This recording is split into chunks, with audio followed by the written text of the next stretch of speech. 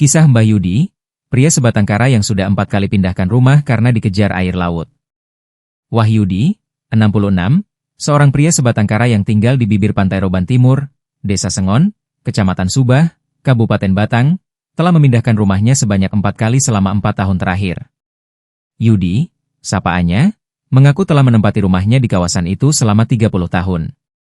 Namun, selama 4 tahun terakhir terpaksa memindahkan rumah kayunya karena dikejar air laut akibat abrasi yang cukup parah melanda kawasan pesisir tersebut. Umah wes tak pindah ping papat nang arah ngidul patang tahun iki mergo dioyak banyu laut. Rumah sudah saya pindah 4 kali ke arah selatan selama 4 tahun terakhir karena kena abrasi, kata Yudi kepada Tribun, Minggu, 1 Mei 2025, sore.